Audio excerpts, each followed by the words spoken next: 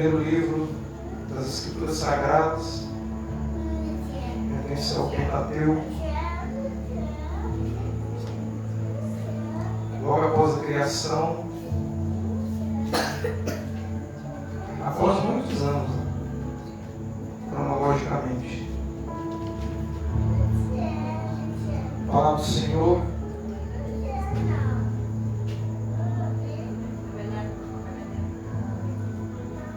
vou tentar transmitir aquilo do Senhor ao meu coração. Fiz menos algumas anotações aqui, referência. A palavra do Senhor diz assim: Gênesis 7:12. E a chuva caiu sobre a terra 40 dias e 40 noites. Naquele mesmo dia, Noé e seus filhos, Sem, Cã e Jafé, com sua esposa e esposa dos seus 3 filhos, entraram na arca. Com eles entraram todos os animais conforme as suas espécies, todos os animais grandes e selvagens, todos os rebanhos domésticos, todos os demais seres vivos pequenos e os que rastejam pelo solo, assim como todas as criaturas que têm asas, todas as aves e todos os outros animais que voam. Com Noé abrigaram-se na arca casais de todas as criaturas que tinham fôlego de vida. Os animais que entraram eram um macho e uma fêmea, de tudo o que é considerado ser vivo, de acordo com o que Deus ordenara a Noé.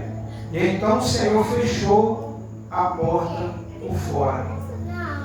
Até aqui. Soberano Deus, eterno Pai, te louvamos e te agradecemos, Senhor, pela tua graça, pela tua misericórdia.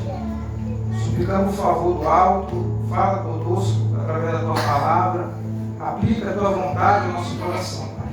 Não me deixe trabalhar, porque é a tua palavra que o Senhor quer falar na tua igreja, em nome de Jesus. Amém.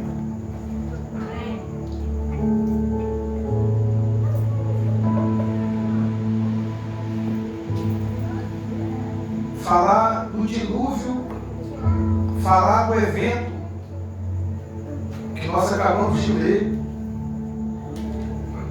nos traz muitas reflexões, porque quando a gente olha para o texto, a gente vai ver que Deus ele havia se entristecido com a raça humana. Como nós já sabemos, a queda do homem por meio do pecado, de desobediência, de orgulho, por influência do maligno através da vida do homem, porque o homem ele gozava de uma eternidade. A palavra fala que o homem ele era a imagem e semelhança de Deus. Por que ele era imagem e semelhança? Porque ele carregava a comunhão, ele carregava a essência de Deus, ele carregava a vida eterna, porque Deus é eterno. Mas o fato do homem cair, o homem desobedecer ao pedido, à ordem do Senhor, a humanidade ela se corrompe, a carne do homem ela se torna impura. E com isso o pecado se alastrou pela humanidade. Logo depois que Adão e Eva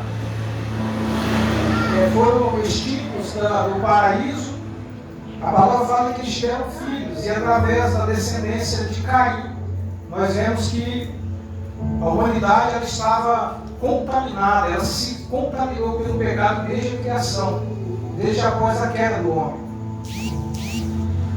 E da descendência de Caim, ou até mesmo da descendência dos outros filhos de Sete, que muitos, eu não acredito que todos eram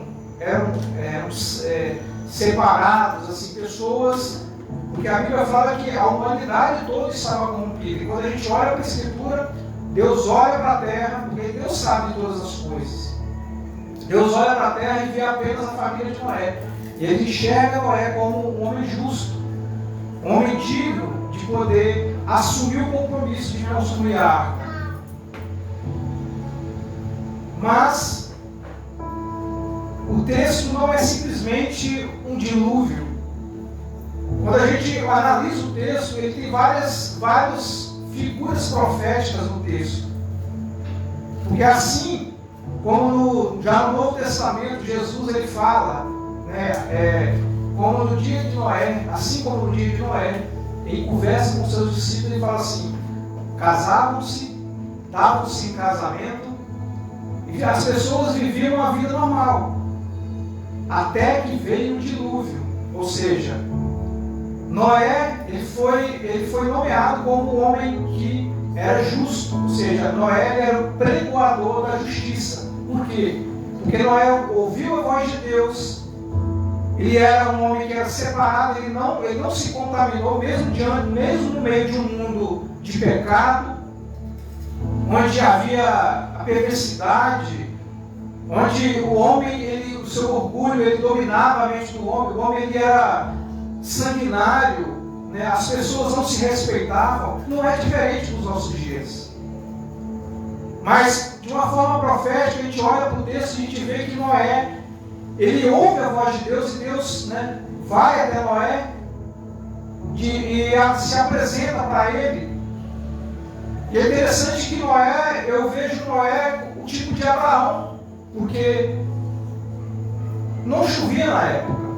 A palavra, de uma forma bem simples, explica no livro da criação, no Gênesis, no capítulo 1, capítulo 2, capítulo 3, você vai ver as narrativas, que a terra ela era molhada através de um vapor, através de um sereno.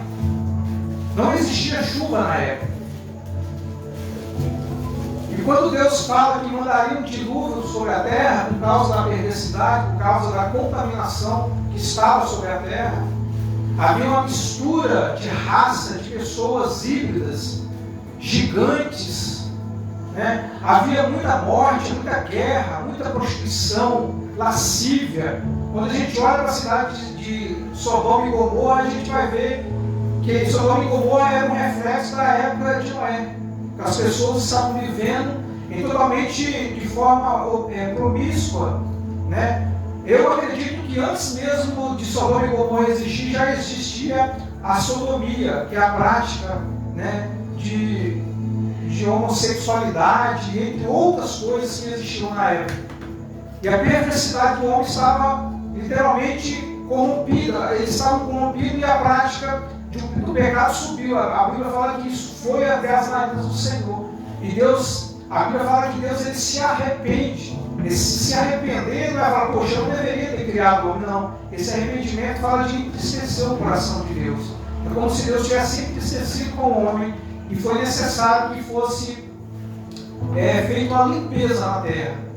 E as únicas pessoas que Deus olhou e viu era Noé. Mas o interessante é que quando a gente olha para a vida de Noé ele representa hoje a igreja. Noé ele representa hoje a igreja fiel. Não estou falando qualquer igreja, porque hoje é raro você encontrar uma igreja que tem um compromisso com a verdade, um compromisso de pregar a palavra, de confrontar o pecado.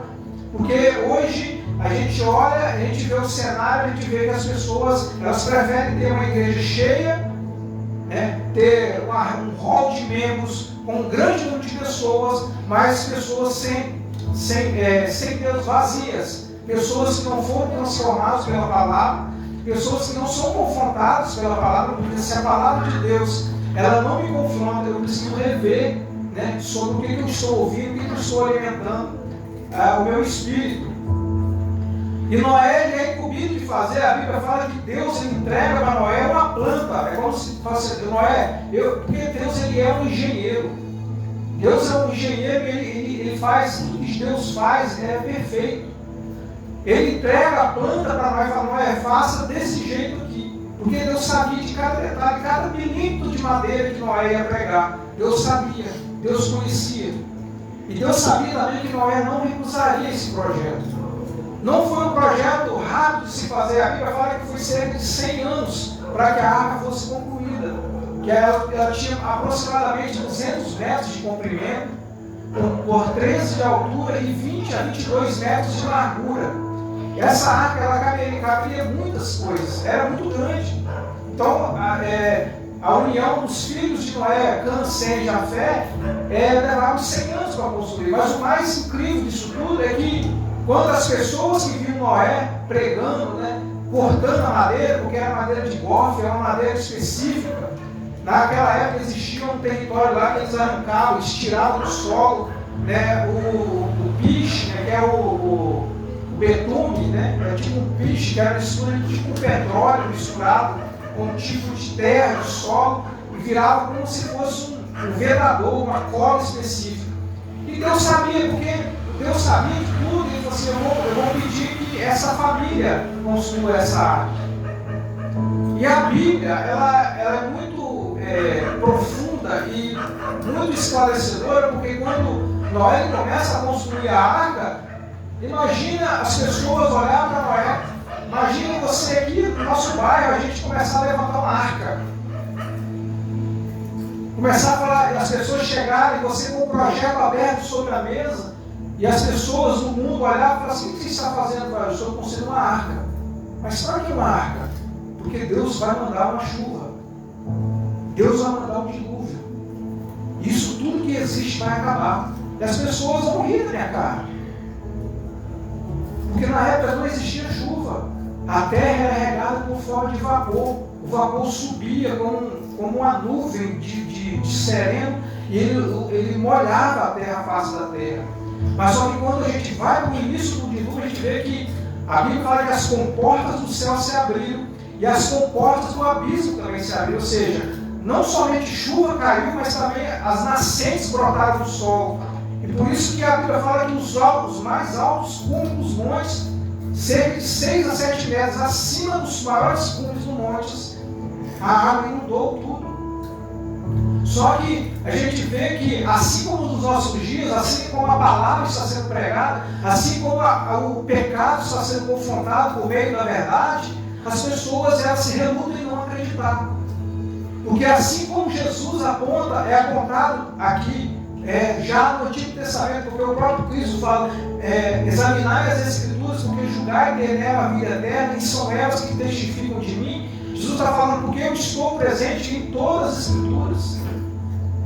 E quando a gente olha para a arca, a gente vai ver que existe a porta. O projeto de Deus para a arca que foi construída era como apenas uma porta e apenas como uma janela. A janela ficava no teto da arca e a porta na lateral. E quando nós vemos aqui já no versículo 18, no versículo 16, diz assim, os animais entraram, era um macho, uma fêmea, de tudo que é considerado ser vivo, de acordo com o que Deus ordenara. Ou seja, Noé seguiu à risca aquilo que Deus havia estipulado. Só que aí no finalzinho do versículo, vai falar assim, então o Senhor fechou por fora. Ou seja, ele deu a incumbência de fazer a arca, ele deu o projeto para que Noé fizesse a arca, mas ele falou assim, olha, quem vai fechar não é você, Noé. Quem determina o fim, Noé, sou eu. Ou seja, o que a igreja está fazendo, o que Deus determinou para a igreja, o que Jesus determinou para a igreja, ele disse, vai, prega a palavra. Aquele que crê e for batizado será salvo. Aquele que não crê será condenado. Então, a Bíblia, ela deixa claro para nós, ela aponta para nós, e assim como quando a gente olha para o Antigo Testamento, a gente olha para o Novo Testamento, o Novo Testamento é um espelho do Antigo Testamento, apontando para o momento de um juízo que virá sobre a terra. E ele diz assim como nos dias de Noé, casavam-se e davam-se em casamento, ou seja, as pessoas viviam uma vida normal, comprava, vendia, o comércio, as pessoas vivendo a sua vida rotineira, indo para o trabalho, voltando, recebendo seu salário, trazendo a comida para casa, vivendo normalmente igual nós estamos vivendo hoje. Só que tem um porém. Noé estava ali anunciando que haveria um juízo e que as pessoas deveriam arrepender dos seus pecados, arrepender dos seus maus caminhos, para que pudessem alcançar a misericórdia. Porque Noé não fez arca só para ele. Porque a Bíblia, ela mostra que o tamanho da arca, essa arca era muito gigante. Por mais que ele colocasse muitos animais lá dentro, e a família de Noé, Deus sabia que as pessoas iam rejeitar. Deus sabia que as pessoas iam escarnecer. Mas se alguma família em específico falasse, Noé, olha, nós nos arrependemos do nosso pecado, nós queremos unir a você. Nós queremos unir a você para que nós possamos ajudar na construção da arca. Porque nós acreditamos que vai vir um juízo. Certamente Noé receberia essas pessoas. Mas só que Deus sabia que as pessoas, elas estavam com o coração corrompido. As pessoas estavam com a mente corrompida. Não é diferente dos nossos dias. Porque quando Deus fala assim, Noé, você entra na arca e depois de 7 dias eu vou mandar o dilúvio. Eu vou mandar a chuva. Por que será que ele não fez as pessoas se converterem? E cada prego, Mariana, cada prego e cada pedaço de madeira que Noé pregava, Noé estava falando, olha, arrependa-se. A água vai vir, a chuva vai cair, vocês vão morrer todo mundo. Então, Noé, ele não ficava falando, olha, vai vir o dilúvio, olha, vocês se arrependam, vocês se convertam dos seus maus caminhos. Não, Noé simplesmente estava pregando, porque Noé ele avisou, ele disse, vai chover sobre a terra. Segundo todos os cálculos que foram feitos, o dilúvio total foi 210 dias. Desde a chuva, os 40 dias de chuva, depois todo o período que a água permaneceu sobre a face da terra, fechando até a água secar, foram 210 dias que Noé ficou dentro da arca. Então a gente vê que foi uma catástrofe. A Bíblia fala que todo ser que tinha fôlego morreu. Estou falando que esse cara lá de fora, todas as vezes que estavam do lado de fora da arca morreu. Só os peixes do mar e que não morreram, porque era água, então o peixe não morre na água. Porque a Bíblia não fala que Noé colocou peixes. O peixe de água trouxe morre. Não, mas não morre não. Eu fiz estragar aqui, meu Deus. O povo está querendo me ajudar a pregar, é bom isso. E quando a gente vai sobre o último versículo, que é o versículo 16, a gente vai ver em Apocalipse, né? Porque Apocalipse, no capítulo Apocalipse 3, no versículo 7, diz assim: E ao anjo da igreja de Filadélfia, escreve: Assim declara aquele que é santo e verdadeiro, e que possui a chave de Davi, e que ele abre e ninguém fecha, e o que ele fecha, ninguém pode abrir. O que ele está falando? Noé, você constrói a arca, quando estiver tudo pronto, você entra, porque quem vai fechar sou eu. Porque talvez eu fique imaginando quando os primeiros pingos de água começaram a cair, que as pessoas olharam para o céu, o tempo fechou, o desespero das pessoas. Eu fico imaginando o desespero das pessoas. A água caiu, tipo assim, imagina um dia de chuva que nós vivemos hoje, muita chuva, foi mais ou menos assim. E as pessoas bateram na porta da arca: abre, Noé, abre, que nós queremos entrar. Ou seja, Noé, talvez com o seu coração, ele ia pegar e abrir. Por isso que Deus ele não permite, porque existe a vontade do homem e existe a vontade de Deus. Deus sabia que não haveria ninguém para salvar. Então, a gente olha para a Escritura e a gente vai entender que a soberania de Deus, ela está sobre todas as coisas. E quando Noé fechou a arca, acabou. O dilúvio veio e as pessoas foram levadas pela água. Isaías 22, capítulo 22, versículo 22 diz assim: Porei sobre os seus ombros a chave, ou seja, aqui está vendo, Deus fala que ele tem a chave da casa de Davi. E o que ele abrir, ninguém terá poder de fechar. E o que ele fecha, ninguém será capaz de abrir. Então nós vemos que a palavra hoje ela está sendo anunciada. Aqueles que nos ouvem hoje, aquele que nos tem ouvido todos os dias, A palavra de Deus está sendo anunciada. Nós estamos anunciando que Jesus ele vai voltar. Que Jesus ele vai voltar. Só que quando a porta se fechar, não tem mais jeito. Então, por isso que no domingo passado, o Senhor me induziu a cantar um louvor. Meu amigo, você tem uma escolha. Você pode escolher vida ou morte. Então, nós vemos que Deus ele tem falado com o seu povo para que a igreja se desperta.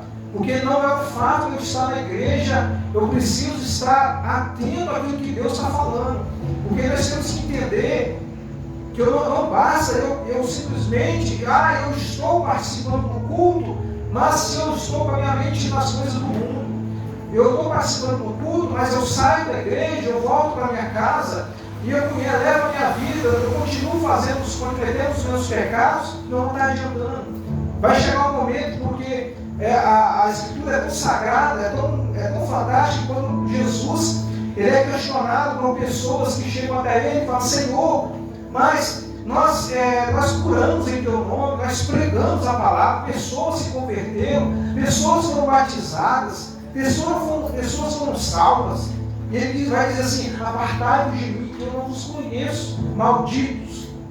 Ou seja, não é o fato de eu estar aqui pregando a palavra de Deus, porque se eu não me converter dos meus maus caminhos, o dom que Deus coloca sobre o homem é irrevogável.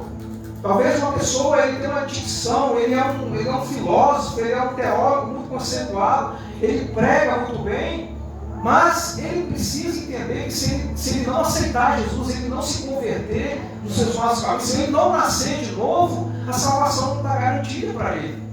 Nicodemos chegou para Jesus: Senhor, mas só pode fazer aquilo que tu faz se você tiver uma comunhão muito grande com o Senhor, com Deus. Ele falou assim: Nicodemos, a salvação, para que você alcance a salvação, é necessário que você nasça de novo. E ele disse: Senhor, mas como eu posso nascer de novo? Eu voltar ao ventre da minha mãe? Jesus: não, você tem que nascer da água do Espírito, porque a água fala da purificação.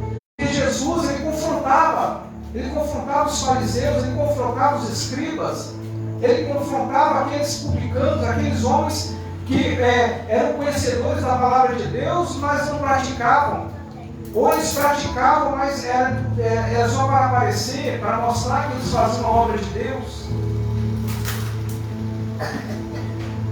E aí nós vemos algumas referências a respeito da porta, das portas que são citadas nas Escrituras, porque Jesus ele fala que ele é a porta das ovelhas, e aqueles que entram por essa porta entrará e encontrará passagem. Só que essa porta, um dia ela vai se fechar.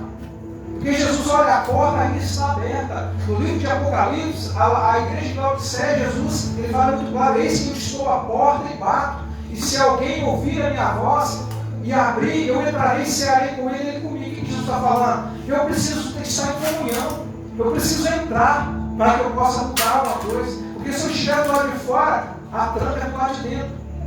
E aí nós vemos um contraste. No Gênesis, capítulo 7, Deus está do lado de fora, mas quem trancou a porta foi ele.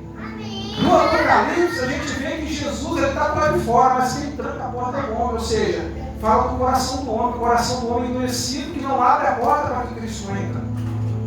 E essa porta vai se fechar. Nós vemos isso no Evangelho de Jesus Cristo, quem escreveu Mateus, no capítulo 25.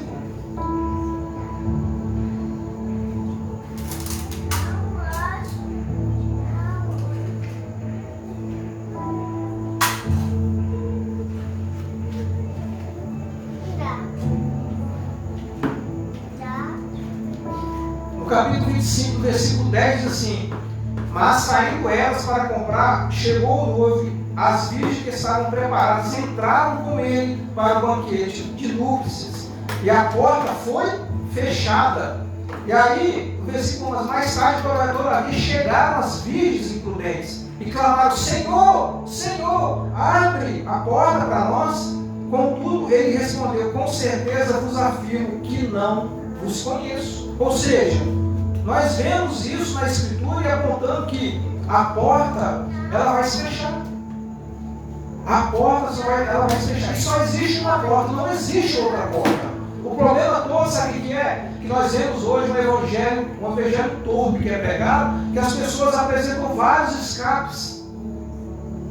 As pessoas colocam Jesus como sendo uma coisa subsalente, ou seja, é um step, Jesus é um step.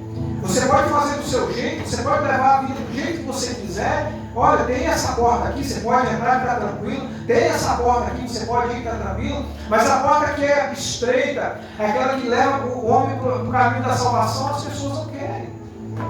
Porque a porta estreita é necessário que o homem deixe suas bagagens. Porque a porta estreita, você não consegue entrar com as bagagens que você leva. É necessário abandonar as bagagens para poder entrar na porta. E o mundo está oferecendo muitas portas para as pessoas. Está oferecendo vários caminhos para as pessoas. E o problema de tudo é que as pessoas estão se enganando. As pessoas estão olhando com os olhos da cara e falando que está tudo certo. Que você pode vir para a igreja. Jesus te aceita do jeito que você é. Não, Jesus não aceita do jeito que você é. Jesus te aceita do jeito que você está. Mas você precisa mudar de vida. Se alguém falar que Jesus te aceita do jeito que você é heresia, é cilada de Satanás. Jesus ele te aceita do jeito que você está, mas você precisa mudar. Porque esse negócio de Jesus te aceita do jeito que você é coisa de Satanás. As pessoas estão pregando isso na igreja. Você pode vir que Deus te aceita do jeito que você é. Não, você pode vir do jeito que você está, mas você precisa mudar de vida. A palavra, ela é dura, a palavra de Deus ela é dura, ela é pesada, mas é necessário para que as pessoas conheçam a verdade. Porque a verdade, Jesus disse, eu sou o caminho, a verdade e a vida. Então ninguém vai a Deus se não for pela verdade. Se a verdade não for pregada, se a verdade não for anunciada, as pessoas vão ser enganadas, vão continuar sendo enganadas. Que evangelho é esse que é anunciado que as pessoas podem ter tudo, podem ter carro, podem ter riqueza, mas o principal que é a salvação, é juntar tesouros no céu, porque na terra a traça, a ferrugem, o ladrão vai minar. E às vezes nós depositamos a nossa confiança nos bens que a gente tem, nós confiamos na conta bancária que a gente tem, nós confiamos no dinheiro que a gente tem. Se eu não tiver isso, eu não estou feliz. Ter riqueza é bom, mas é necessário que a gente coloque primeiro, a Bíblia fala colocar primeiro os reinos de Deus e a sua justiça, e as outras coisas serão acrescentadas. Só que as pessoas estão achando assim, eu vou para a igreja e eu vou ficar rico. O que é pregado hoje é assim. As pessoas, os líderes estão falando, você vem para a igreja que a sua vida vai virar uma maravilha. Você vai ter uma mansão, Deus vai te prosperar, Deus vai te abençoar. Mas o coração está no dinheiro. O coração não está em Jesus. Eu posso ser rico, sim.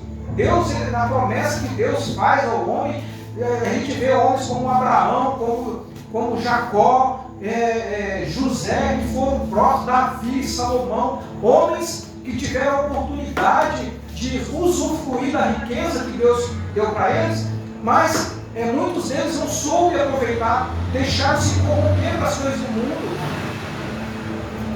Porque quando o coração do homem está firmado somente nas coisas terrenas, o coração dele é tendencioso a pecar.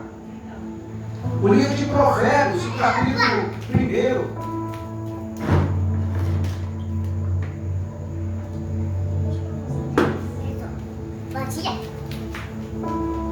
Provérbio, no capítulo 1, é uma reflexão também. Contudo, visto que vos convoquei ao arrependimento, e vós recusaste, por quê?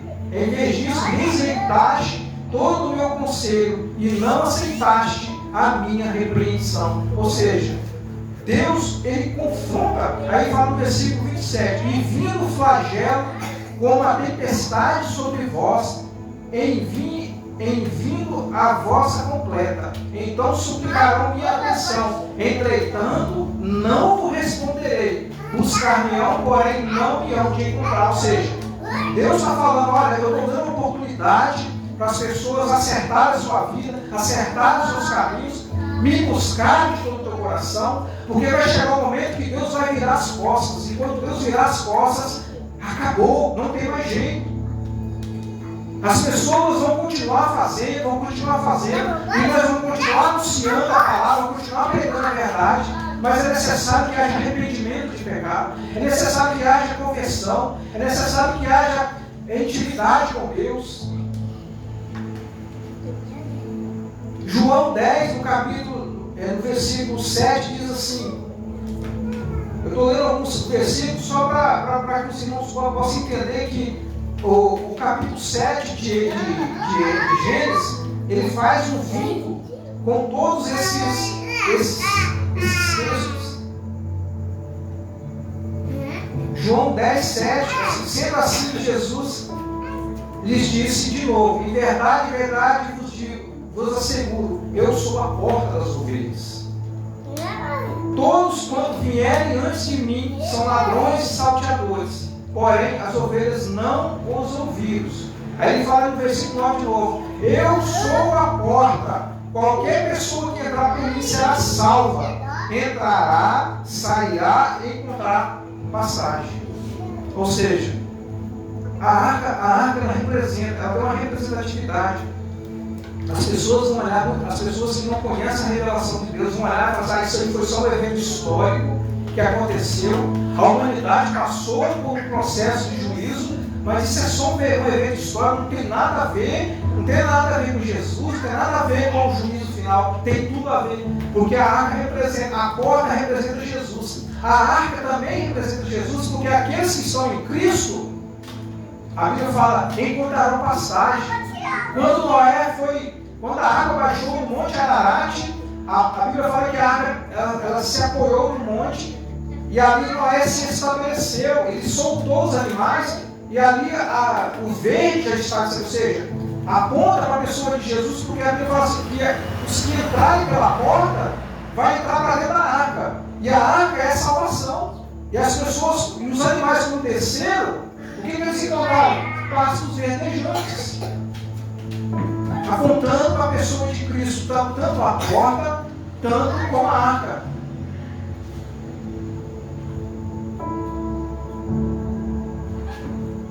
Hebreus, já estou finalizando.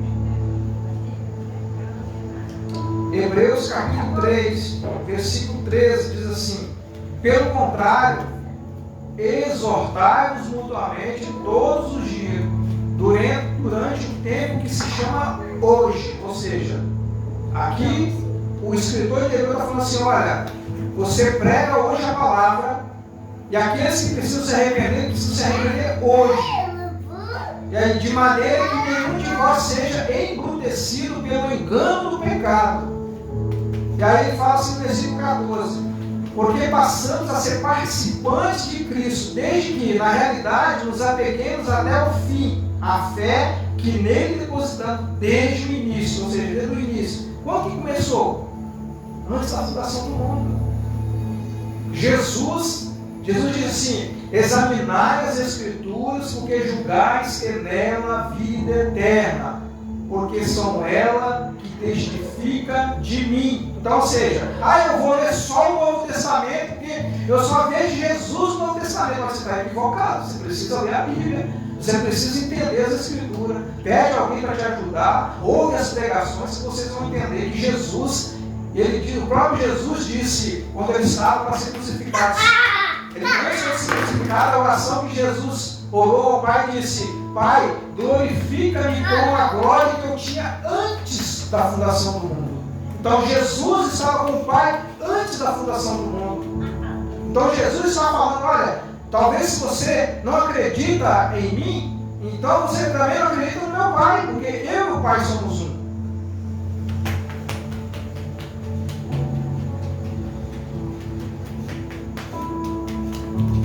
Apocalipse, capítulo 6,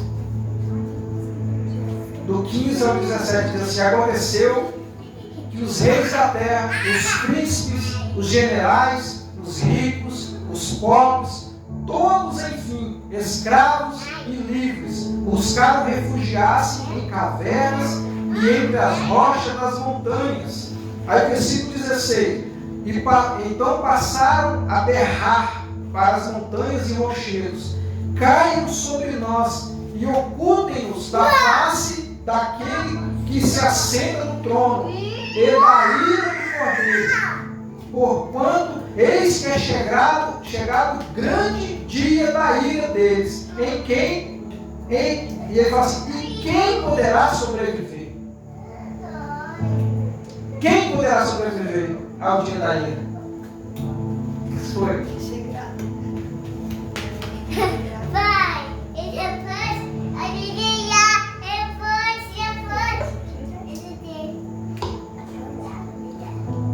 Uma reflexão para mim e para você. Não é o pregoeiro da justiça. Lá no Antigo Testamento, hoje a igreja fiel do Senhor é a pregoeira da justiça, que está anunciando, né, que Jesus é a porta. Jesus está te convidando a rever os seus caminhos, rever aquilo que você está vivendo. Deus, ele estabelece lá no livro de Deuteronômio, ele diz assim, eu coloco diante de vós bênção e coloco diante de vós a maldição. E aí ele fala assim, você escolhe o que você quer. Então a salvação da vida do homem é uma escolha.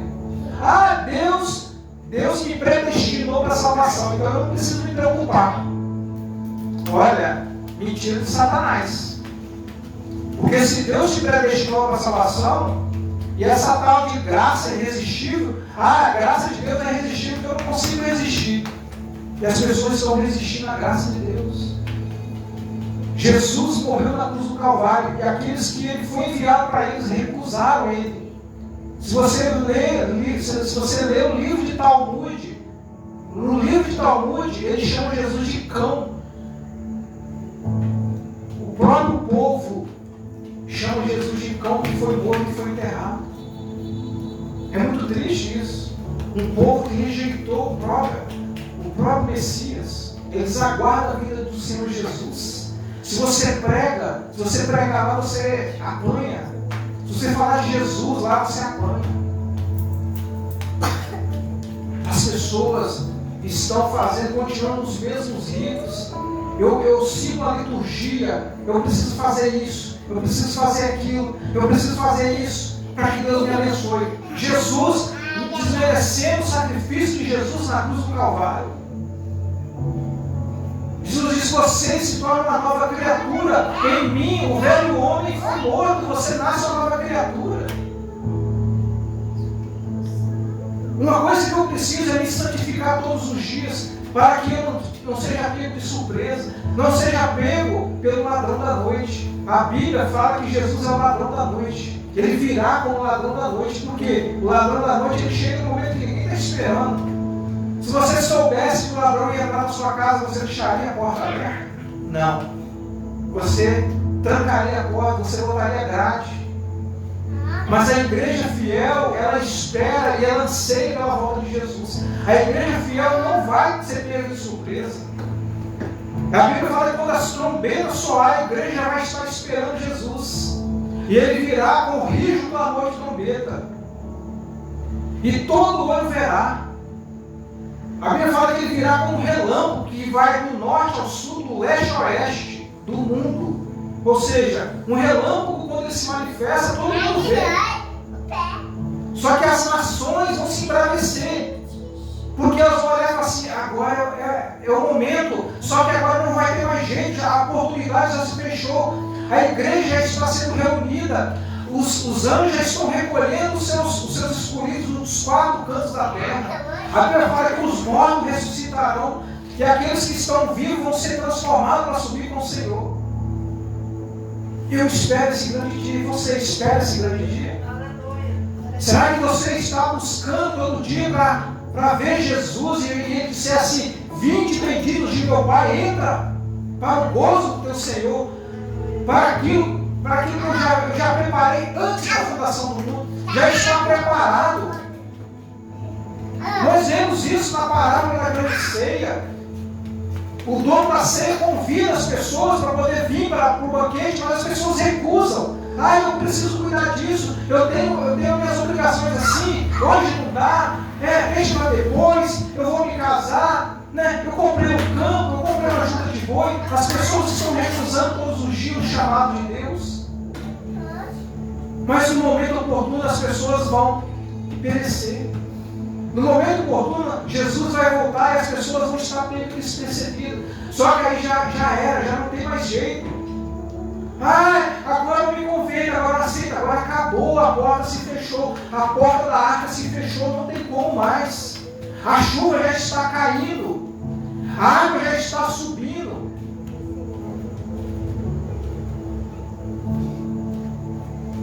E que fica essa mensagem para a igreja? Será que Deus tem chamado você? Deus tem falado com você? Deus tem te alertado sobre mudar de vida? Deus tem falado com você sobre você se posicionar? Mas eu já estou indo na igreja, eu vou no culto toda quarta-feira, todo domingo. Não estou falando, porque religião não salva ninguém. Lamento de dizer, quando o homem abandona a religião e tem um encontro real com Cristo, ele alcança a salvação. Porque muitos vão para o inferno porque estão seguindo religião e não estão seguindo Cristo. Jesus, ele não veio para fundar uma igreja, um nome de uma igreja. Jesus veio para estabelecer uma igreja fiel, lavada e remida no seu sangue. Pastor, mas qual igreja devo ir? Uma igreja que prega a verdade, uma igreja que confronta o pecado, uma igreja que tem cura, uma igreja que tem libertação, uma igreja que tem salvo, tem doutrina. A Bíblia está falando. Se você olha na igreja, você quer saber da igreja para você frequentar? Lê a Bíblia, vai falar assim, tem doutrina? Tem salvo, tem louvor? Tem pregação da palavra? Tem cura? Tem libertação? Tem. Essa é a igreja de Jesus Cristo. Se você está na igreja que não tem libertação, não tem cura, não tem nada, Jesus disse, essa eu vou tirei da minha boca, porque não é quente e nem fria, é morna.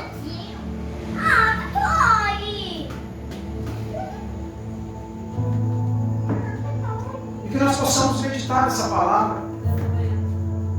A porta, ela vai se fechar. Ela não se fechou ainda. A porta da graça ainda está aberta. E há tempo ainda. Então, se você quer viver uma vida santa na presença de Deus, é necessário que você se converta. É necessário que você entregue a sua vida para Jesus. Porque só Ele pode te dar salvação. A porta da graça vai se fechar. A água do dilúvio vai subir. E a Bíblia fala que todos aqueles que estavam do lado de fora, a água levou. A água levou. É necessário que nós aprendamos isso com a palavra de Deus. Louvado seja o nome do Senhor. Tem louvor aí?